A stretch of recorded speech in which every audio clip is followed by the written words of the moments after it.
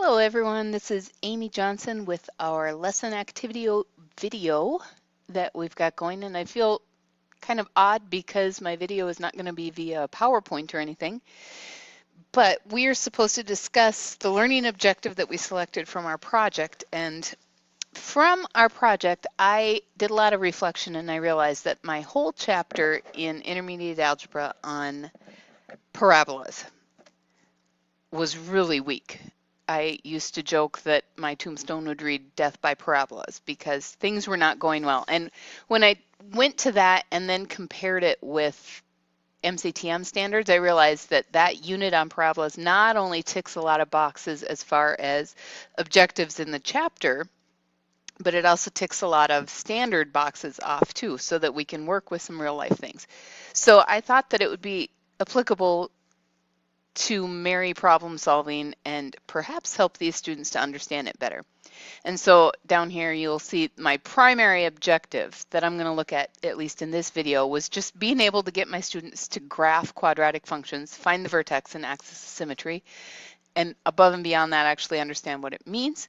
I in the past have looked at this and I've realized that I think they spend so long graphing using slope-intercept form of lines that many have just completely lost all concept of what it means to select values and put them into a table, and then understand that the function that you're using is what's generate your y values for an output. And then of course you've got the whole struggle with order of operations in there, and you name it, that comes into play. And well, I squared it, but you didn't put parentheses around it because you were squaring a negative number. And so it's a lot of, I feel like this is the chapter where we just iron out detail after detail after detail, and it improves their math abilities when we're done. But wow, I feel like I'm pulling my hair out while I'm doing it. So the one that I'm specifically going to look at right here and right now, like I said, is the graphing quadratic functions, finding a vertex, and the axis of symmetry. I'm not even going to worry about solving. Is another one that I pulled up from my project. I want them to be able to solve using graphing, completing the square, quadratic formula, and factoring. And then the last one was determining real solutions or numbers of solutions. So those last two really tie together on solutions and working with them.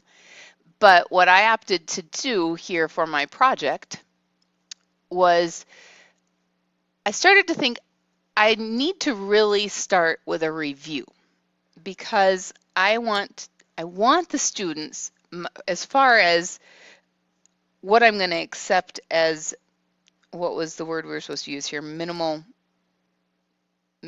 support. Minimal mastery, minimal level of mastery. That's what we're talking about. I want them to understand that vertex means maximum or minimum. And I do want students to know that if you're ever asked to find maximum or minimum values, that's always going to be the vertex of your parabola. I also would like them to know that an axis of symmetry is not just this term and these letters and these words that we use. I want them to understand that that's the line of symmetry. That's where things fold and reflect. And I think I'm going to take the blame and say that maybe I've gone too much to the here's how you do it. Here's step 1, do this. Step 2, do this. Step 3, do this. Just trying to pull the kids through, that I haven't given them time to think and reflect like I know we're supposed to. So I thought the first day I need to pull out a review. And we're supposed to teach them to visualize things in more than one way. And so I was thinking that to start with, my rows in my room, or my desks in my room, are all in rows, because I cannot get enough little pod groupings. I don't have big enough room to get pod groupings for intermediate algebra, which is the class I'm thinking of here. So in their rows, there's usually 3 to 4 desks in the rows. And I would put them together in their row to work on this, ideally 3 people per group, so that each one can kind of work on one option here. And you'll notice I've got the exact same equation written 3 times. Letter A, graph it. Letter B, graph it. Letter C, graph it. So that's the exact same equation 3 times. And the first time I want them to use slope-intercept form to graph it, which is what they are good at. They do know how to do that. Next one, we've learned about intercepts, but they can never remember what intercept means. And so the next one, I'm going to ask them to use intercepts. If they are working together on this, they can work together to put the one person that I'm going to put in charge of this one on that, but then that person can hopefully help this person go back in their notes. They can ask me questions, but I want them to figure out how to graph it using intercepts. And if I have to help them along the way, I'm more than willing to, but it's that whole help without taking away the struggle that's going to be hard. And then the last one, make a table of values, graphing 3 or more points that way. And so this one is making the table of values. By pulling it up with linear equations to start things out, hopefully it will get their brains going again with the linear equations. And then what I opted to go with, I thought, okay, we're supposed to get them thinking. So question 1, how are the various parts of this exercise similar? They're all going to graph the exact same line, and I'm hoping to teach them to be a little more critical with their thoughts. So thinking about things, how are the parts different? Just the methods in which they solve them. They shouldn't find a whole lot there. But please explain completely how to get the numbers to complete a table of values. And I might have to reword that a little more professionally, but I just want them to understand that they can choose any value they want as long as they solve it using the correct equation to generate the other values. And that is what ensures that you actually get values that are on that line. So I want them thinking about that. And if I have to, I'll do the whole look back. Have you seen similar problems? I'll clue them in on that. Now, once they've done one, I want them to switch roles. So if they were in charge of graphing via slope-intercept form, now they're going to trade their papers around, and this is the exact same thing again, just with a different equation. So they'll switch papers, they switch roles, stay in the same group, but they accomplish the same problem again. Then I'm going to build it a little bit further, and I'm going to give them a table of values. This one is now a parabola. And so the line of symmetry is going to be at 0, 0, and they're going to see that happening there. I want them to graph it, and then I am just starting the questioning process to hopefully get them thinking. What is different about the shape of the graph this time? What does it look like?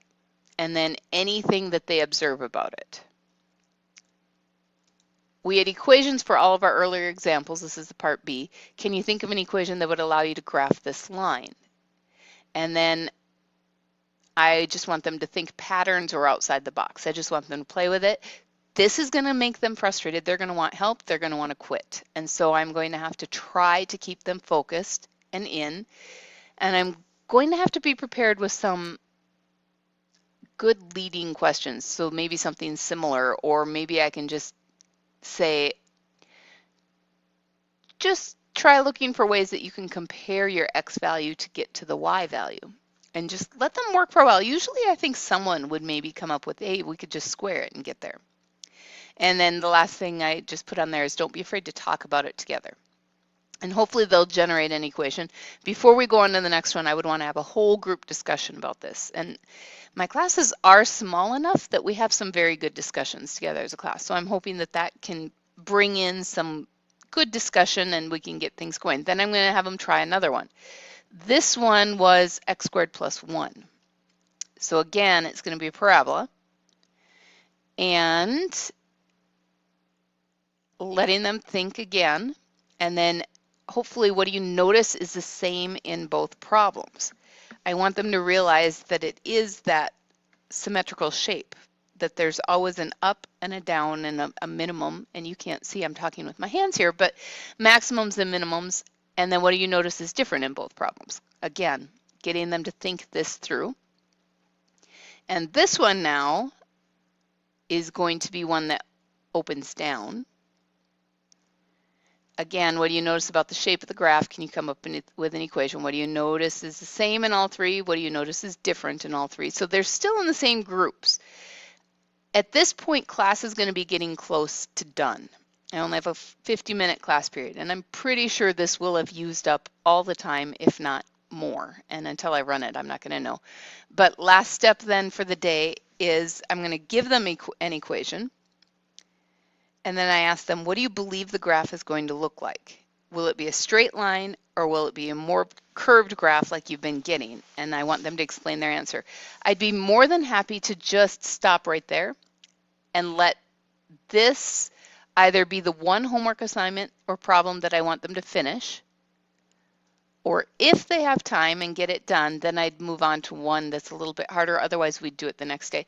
But my whole goal in this was just to get them thinking about how things curve, and hopefully then an axis of symmetry will mean more to them. You'll notice if I scroll down, I did get to a point where I wanted to just have a group discussion here. Tell them what a parabola was, talk about what a vertex means and an axis of symmetry, but by this point, hopefully they've played with it enough that it will mean more. And that is my thought for how I would work together that first objective. As far as where this would fit in, obviously this is the beginning of my whole entire chapter. After that, I went into something on Angry Birds to help them further develop it. I've got a whole Angry Birds assignment. And then once they are done with the Angry Birds one, which they'll do in different groups, then I've gone on more so that they can start looking into solutions. I'll do some group work on solutions as well. And then after I have them solving some, then I want to do some problem experiences where they can real world fight through this. I did this some this year as well, and it went really well. Once I had them think about it in real life, instead of quitting in this format, they did really well. So that would continue on. And then hopefully I can spend a few days actually just teaching methods, whether it's factoring, quadratic formula, even completing the square so that they can see where it comes from.